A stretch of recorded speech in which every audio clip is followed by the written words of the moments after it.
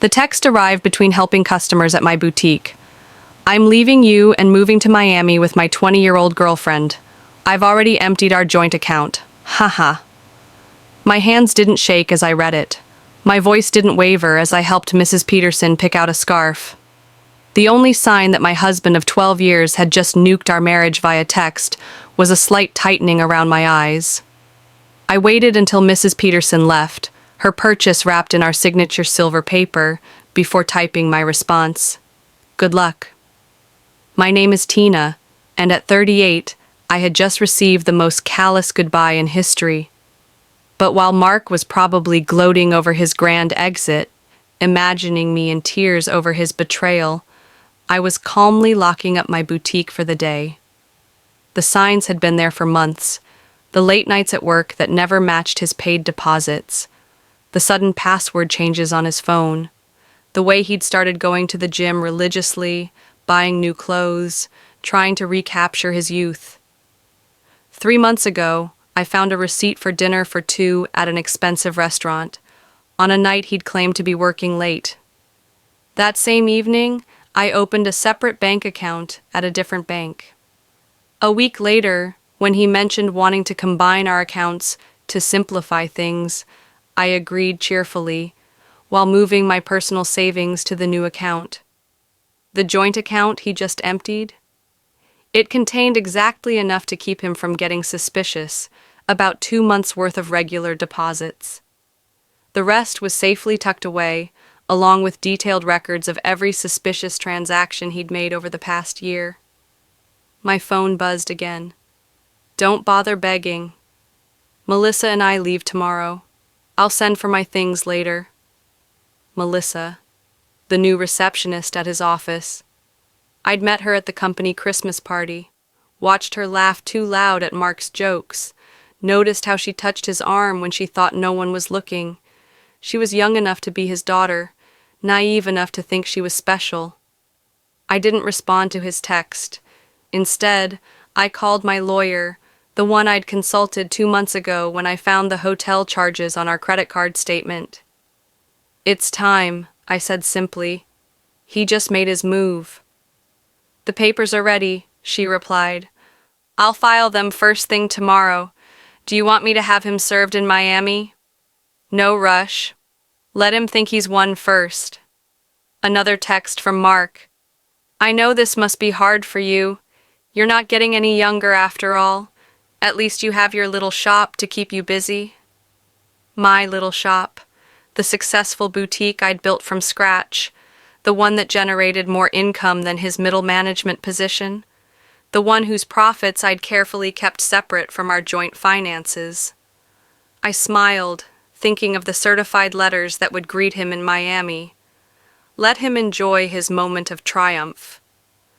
That evening, I spent time in our house, my house, since I'd inherited it from my grandmother and kept it in my name, despite Mark's repeated suggestions to add him to the deed. Another lucky instinct that paid off. While organizing the paperwork my lawyer would need, I found our wedding album.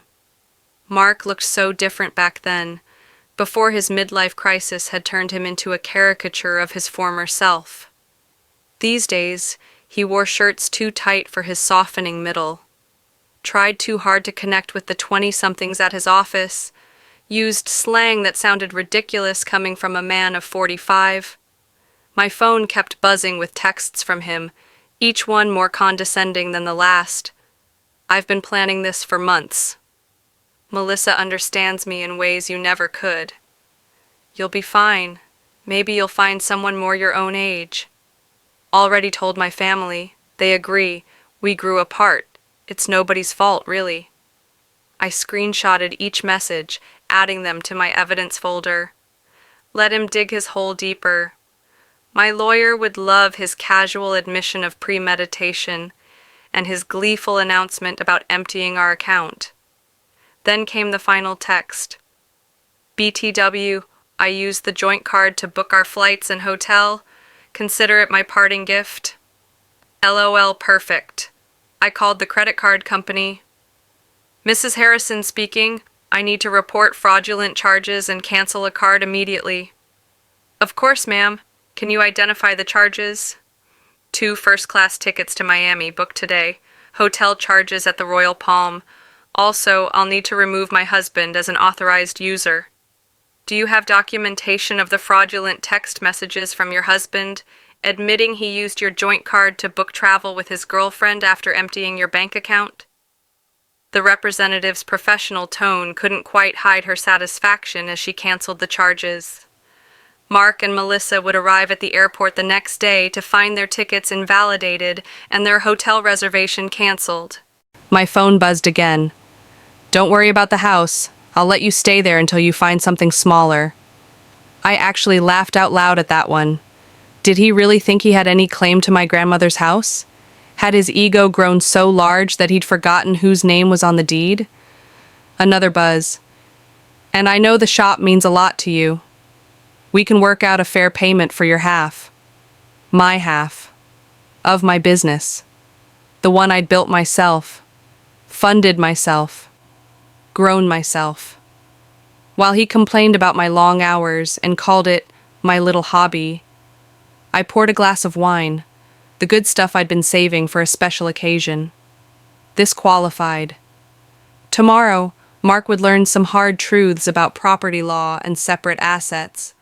But tonight, I'd enjoy the quiet and start planning my next chapter. The next morning brought a flurry of increasingly angry texts from Mark. What the hell did you do to our credit card? The airline won't honor our tickets. The hotel canceled our reservation. Answer me. I silenced my phone and headed to the boutique. Fridays were always our busiest day, and I had a new shipment of designer handbags to unpack. Life goes on, even when your husband runs off with a receptionist young enough to be his daughter. Around noon, his mother called. Tina, dear, Mark told us everything about how controlling you've been, how you drove him away. He says you're being vindictive now, causing problems with his travel plans. I put her on speaker while I arranged the window display. Did he mention emptying our joint account and charging flights for him and his girlfriend on our credit card? Silence. Well, he said you left him no choice, that you'd been cold and distant. Barbara, I have his texts. Would you like me to read them to you? The one where he brags about taking our money? Or the one where he mocks my age? Another pause. He did seem a bit cruel. I told him that text message was inappropriate. I appreciate the call, Barbara. I've always liked you. But I think it's best if we end this conversation here. My lawyer has advised minimal contact with Mark or his family during the proceedings. Proceedings? Already? Goodbye, Barbara. By late afternoon, Mark's sister Amanda was spreading family gossip through mutual friends. Apparently, Mark and Melissa were stuck at a budget motel near the airport, their Miami dreams temporarily derailed. He tried using his personal credit cards, but those had been maxed out for months. Yet another red flag I'd noticed a while back. Then my lawyer called with an update. The emergency hearing is scheduled for Monday. Given his admission of emptying the joint account and the documented credit card fraud, we're in a strong position to freeze all remaining assets. Has he been served yet? I asked. Not yet, but he'll receive the papers at his new motel address. She chuckled. Speaking of which, his girlfriend's social media is providing excellent evidence. She's been posting about their adventure all day, including some very choice comments about you. I smiled, thinking of my own documentation. A year's worth of suspicious charges, hotel receipts, text messages proving premeditation. Mark had been so focused on his grand escape that he never considered I might be watching, waiting, preparing. My phone buzzed again. You think you're so smart, but I made copies of all the boutique's financial records. Half that business is mine. I forwarded the text to my lawyer, adding it to the growing file of Mark's missteps. Let him learn the hard way about separate assets and business ownership. Sometimes the best revenge is simply being prepared. Monday. The emergency hearing was everything I could have hoped for. Mark showed up in his new young wardrobe, designer jeans far too tight for his age, and a blazer that screamed midlife crisis. Melissa waited outside, her youth painfully obvious under the harsh courthouse lighting. My lawyer presented our evidence methodically. Mark's gleeful text about emptying the joint account, his credit card fraud, his documented history of hidden expenses, each piece carefully collected over months of quiet observation. Your Honor, Mark's hastily hired lawyer began, my client admits to some rash decisions, but Mrs. Harrison's actions have been vindictive and calculating. Calculating? My lawyer echoed. You mean prudent. My client protected her separate assets and maintained detailed records of her husband's suspicious behavior. That's not vindictive. That's smart business. The judge reviewed the thick file of documentation. The separate property deed to the house. The boutique's incorporation papers in my name only. The clear separation of business and personal finances, something Mark had always dismissed as obsessive. Then the judge turned directly to Mark. Mr. Harrison, you admitted, via text message, to deliberately emptying a joint account and using shared credit cards to fund a trip with your girlfriend. Do you deny this? Mark shifted uncomfortably. I was just trying to make a clean break. By committing financial fraud? The judge raised an eyebrow. And now you're claiming rights to property that documentation shows is clearly separate from marital assets? Mark's lawyer jumped in again. The business grew during the marriage. My client is entitled to... The business was established before the marriage, my lawyer cut in smoothly. And Mrs. Harrison maintained strict separation of business and personal finances throughout. We have documentation of every penny invested and earned. I watched as the realization settled into Mark's expression. He had thought this would be easy.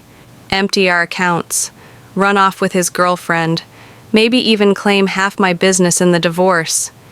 He had never bothered to understand why I kept things separate. He had mocked my careful bookkeeping, called it obsessive. But now? The court finds sufficient evidence of financial misconduct, the judge declared. All shared assets are frozen pending final dissolution. Mr. Harrison is ordered to return any funds removed from joint accounts within 24 hours. But that money's gone, Mark protested. We spend it on... Then I suggest you find a way to replace it, the judge cut him off. And Mr. Harrison, this court takes a very dim view of using shared credit cards to fund adventures with a paramour. Outside the courthouse, I caught a glimpse of Melissa asking Mark about their ruined Miami plans. His response was drowned out by the confident click of my heels on the marble floor. I walked away, toward the business he'd never understood or respected. The following weeks brought a series of increasingly desperate stunts from Mark. He tried claiming the boutique had been his idea. He suddenly remembered investing in its early days. He even claimed he'd been my business partner all along, all swiftly disproven, thanks to my meticulous records. He's getting desperate, my lawyer noted one afternoon. His girlfriend's social media shows they're staying at her studio apartment now. Apparently living on a receptionist's salary isn't quite the glamorous escape he imagined. Then, Mark's family began to reach out, this time with a very different tone. We had no idea, his sister Amanda admitted. He told us you'd been cold, controlling, that he needed to escape. But then we saw the texts, the way he bragged about taking your money. That's not the brother I thought I knew. His mother called again, this time through tears. The things he said about your age, about replacing you with someone younger. I raised him better than that. At least, I thought I did. I let their calls go to voicemail. Their concern might have meant something weeks ago. Now, it felt like rats deserting a sinking ship. Ironically, my boutique thrived. Boosted by local gossip about my situation, women began visiting just to show support, often leaving with far more than they intended to buy. My ex tried something similar, one customer confided as she paid for a designer handbag. Thought he could take everything in the divorce. Men like that never expect us to be smarter than them. My phone still buzzed occasionally with texts from Mark. His tone swung wildly between anger and manipulation. "You've ruined everything. I never meant to hurt you. You'll regret being so vindictive. Can't we work something out? That business would be nothing without my support." I forwarded each one to my lawyer. Without replying, let him dig his hole deeper. Through the grapevine, I heard Melissa was having second thoughts. Apparently, sharing her tiny apartment with a middle-aged man who couldn't afford his own place wasn't quite the fantasy she'd imagined. It wasn't the romantic adventure she'd imagined. The age gap that once felt exciting in secret hotel rooms looked very different under the harsh light of reality. She's been posting about toxic relationships and learning from mistakes, my lawyer mentioned during an update call. And she removed her relationship status this morning. I almost felt sorry for Mark. Almost. But then I remembered the haha in his text, the one he sent after draining our bank account, the casual cruelty in his comments about my age, the smug way he assumed I'd be helpless without him. Instead of pity, I felt something else. Pride. Pride in my foresight, in my quiet strength, in the way I protected myself while he underestimated me. The final divorce hearing painted a very different picture than Mark had imagined in his little fantasy. Gone was the cocky attitude. In its place, barely concealed panic. Melissa was nowhere to be seen. According to office gossip, she'd already moved on, to a co-worker her own age. Mark had shown up in his old clothes, his brief designer wardrobe apparently returned in a last-ditch effort to repay part of the joint account he emptied. His lawyer looked exhausted, probably from trying to find loopholes in my airtight records. "Your Honor," the lawyer tried one last time, "despite the separate property documentation, my client contributed to the growth of his wife's business through moral support." My lawyer didn't miss a beat. Moral support? Like these text messages, belittling Mrs. Harrison's business as a little shop? Or these social media posts, calling it her hobby? The judge sighed. She had clearly seen enough. The final settlement reflected my years of quiet planning. I kept my house, my business, my separate assets. Mark? He got his personal possessions, and his car, which, amusingly, was worth less than what he still owed on it. "You've destroyed me," he hissed as we exited the courthouse. "I'll have to move back in with my parents." I turned to him and replied simply, "No, Mark. You destroyed yourself. I just made sure you couldn't destroy me, too." His mother was waiting outside, ready to drive him to her house, his new home, at 45 years old. The irony was not lost on anyone. The man who had once mocked me for my age was now living in his childhood bedroom, while I continued to run the very business he used to mock. "You planned this all along," he accused bitterly. "You knew this would happen." I shrugged. I just paid attention. And unlike you, I understood the value of keeping good records. His mother stepped between us. "That's enough, Mark. You've embarrassed yourself enough already." As they walked away, I heard her start in on him. "Honestly, what were you thinking? A 20-year-old? Emptying bank accounts? Sending those horrible texts?" I watched them disappear into the parking lot and felt nothing but relief. Mark thought he was writing the ending to our story when he sent that cruel text. Instead, He triggered the beginning of my carefully laid plans. My phone buzzed. Not with texts from Mark, thankfully, but with notifications, new orders, customers browsing my boutique's website. Life was moving forward, just not in the direction he imagined. "I know we didn't support you at first," she admitted, running her fingers over a silk scarf.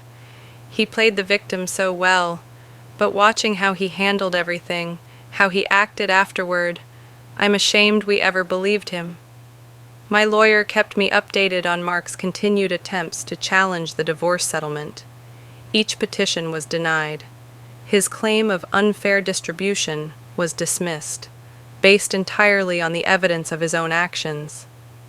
He actually tried arguing that his text about emptying the account was just a joke, she told me, laughing.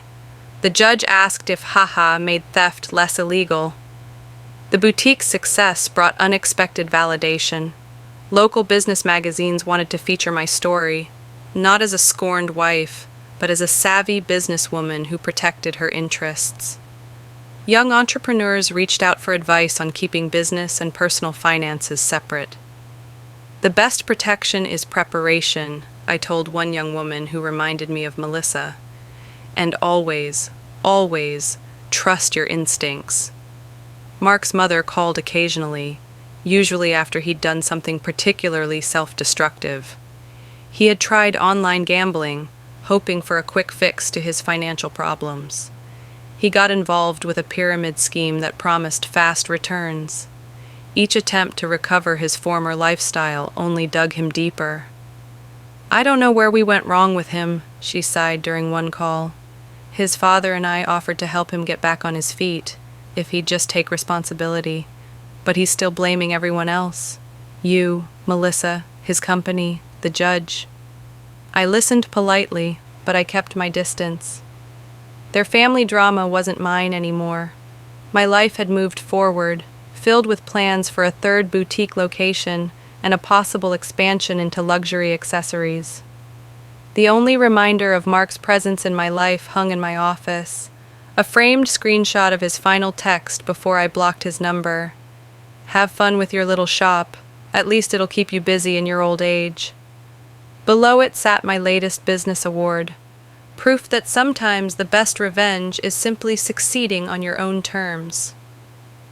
1 year after the divorce, I hosted the grand opening of my third boutique. The event attracted local media, and this time the story wasn't about a failed marriage. It was about a successful brand expanding its reach. Mark's betrayal had become a mere footnote in my success story. During the event, Melissa unexpectedly walked in. She looked younger than ever, or maybe I just felt that much stronger. She shifted uncomfortably, clutching her purse like a shield. "I owe you an apology," she said quietly. "I believed everything he told me, about how you were cold, controlling, how you didn't support his dreams." She looked down. Then I watched him try the same manipulation tactics on me, when things got tough. I continued arranging a display of designer sunglasses. "Those weren't dreams, Melissa. They were escapes. There's a difference." "I know that now," she said softly. Then, after a pause, she added, "He tried to move in when you froze the accounts. Thought my studio apartment would be temporary. After 2 weeks of him complaining about my closet size and suggesting I take out a loan for a bigger place, I understood what you meant, the difference between dreams and escapes." I laughed. "Let me guess, he had big plans but no way to fund them." "Exactly. Everything was going to work out once his investments paid off, once he got that promotion, once his cryptocurrency definitely increased in value." She shook her head. "I'm dating someone my own age now. We have student loans and a small apartment, but at least we're building something real." After she left, my assistant manager whispered, "Was that the girlfriend?" "No," I replied. "That was just another woman who learned the same lesson I did." Speaking of lessons, I gestured to a young couple examining our designer handbags. Let's talk about your idea for expanding our accessories line. The boutique had become more than just a business. It was a symbol of independence, of resilience, of the power of preparation. Young entrepreneurs often came to me for advice, and I always told them the same thing. Protect your assets, trust your instincts, and never let anyone tell you your dream is just a little shop. Mark's mother called one last time, not to talk about Mark, but to thank me. You taught our family an important lesson, she said, about enabling bad behavior, about making excuses for cruelty. Mark was still living at home, still blaming everyone else for his problems, but according to her, no one in the family was defending him anymore. That's your legacy to our family, she added, showing us the difference between supporting someone and enabling them. I thought about that word, legacy, as I reviewed plans for a fourth boutique location. Mark had intended to diminish me, trade me in for a younger model, and take half of everything I had built.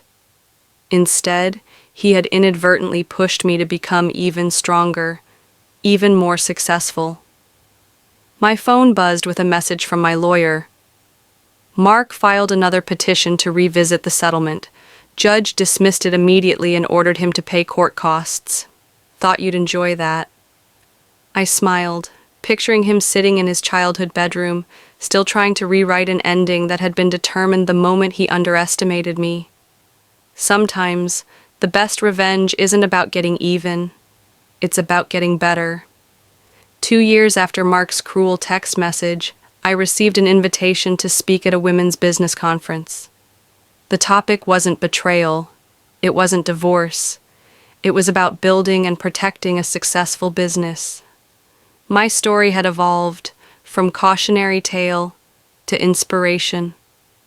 During the Q&A session, a woman asked, "My husband says I'm being paranoid, that marriage means sharing everything. Is it wrong that I want to keep my business finances separate?" "My ex-husband said the same thing," I replied, "right up until he tried to claim half my business in our divorce." Trust your instincts. Protection isn't paranoia. The boutique chain had grown to 5 locations, each more successful than the last. The little shop Mark once mocked now employed over 30 people and had been featured in national magazines. Through mutual friends, I heard Mark had finally moved out of his parents' house. He was living in a small apartment above a garage. His old job had been eliminated during company restructuring. He'd taken a lower-paying position and, according to his dating profile, was still young at heart. The profile photo, however, was clearly outdated. Ironically, Melissa had become a regular customer at my original boutique. She'd earned a business degree and started her own social media consulting company. "You inspired me," she told me once. "You showed me how a woman can build something lasting, instead of falling for empty promises." I kept Mark's cruel final text framed in my office, not as a reminder of pain, but as proof of how far I'd come. Below it, I had hung a plaque that read, "Success is the best revenge." At the 5-year anniversary celebration of my original boutique, I stood before a room full of employees, customers, and friends. The space had transformed from a little shop into the flagship of a growing empire. Mark's mother attended, though I hadn't sent her an invitation. She waited until the crowd had thinned before approaching me. "I saw Mark yesterday," she said, smoothing the designer dress she had bought from my store. "He was talking about his glory days, about the life he could have had." "He still doesn't understand," she said with a sigh, "that he didn't lose everything in the divorce. He threw it away." I thought about that text message, the casual cruelty, the smug assumption that I would crumble without him, that I'd beg or break or prove him right about my desperation. Instead, I had built something stronger than before. Each new boutique location was a testament to what women could achieve when they stopped dimming their light for insecure men. The young saleswoman I'd hired last month, coincidentally also named Melissa, walked over with a question about the new inventory system. As I explained it, I caught a glimpse of my reflection in the store window. What I saw wasn't a woman growing older. It was a woman growing wiser, stronger, more successful. Mark's cruel text had been meant as an ending, but it became a beginning. Not just for me, but for every woman who heard my story and realized she deserved better than someone else's midlife crisis.